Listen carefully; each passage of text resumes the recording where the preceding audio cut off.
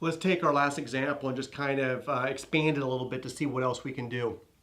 And so let's say, for example, I have a tangent of theta that equals negative 2/3. And I know the cosine of theta is positive. And let's say I want to find, for example, what the cosine of theta is and the cosecant of theta is. So let's put a little mark right here. I want to find those two and see if I can have enough information to find it.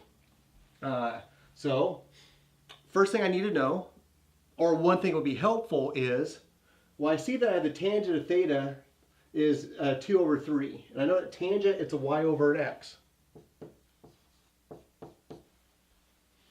What do I not know?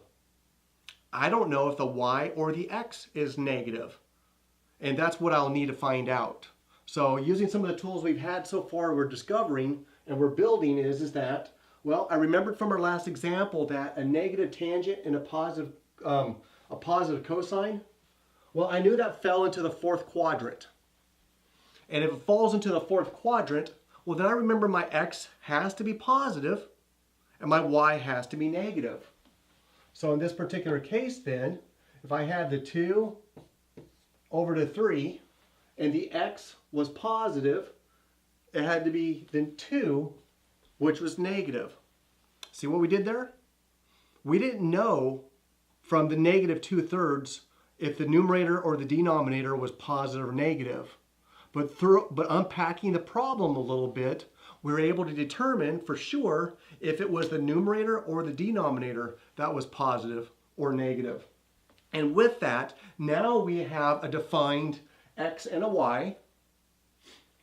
Remember, all of our identities over here have x and y's in them. The other one we need to find out is an r. And if we remember again, our model that we've been using, r equals x squared plus y squared, the square root of. So I can do r equals my x, which is a 3 squared, plus negative 2 squared. Looks like that equals 9 plus 4, 13, square root of 13. So my x, my y, and my r are all now defined, so I can find any of these particular functions or identities that I choose. And we set out at the beginning to look for cosine and cosecant. So the cosine of theta that we've been looking at is my x, and my x was right here, which is a 3. So cosine of theta is x over r. X was a 3. My r is a root 13. And then we need to rationalize the denominator. So that'll make it a 3 root 13 over a 13. And if I was looking for the cosecant of theta, which is my r over my y, r over my y, r was root 13, and my y right here was a negative 2. So based on that initial information, which felt pretty scant, we were able to identify with exactness what are the other 6 trigonometric identities here that we were able to discover.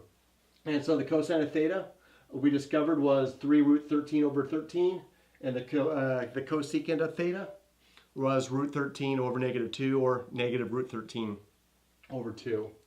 So hope that's helpful for you.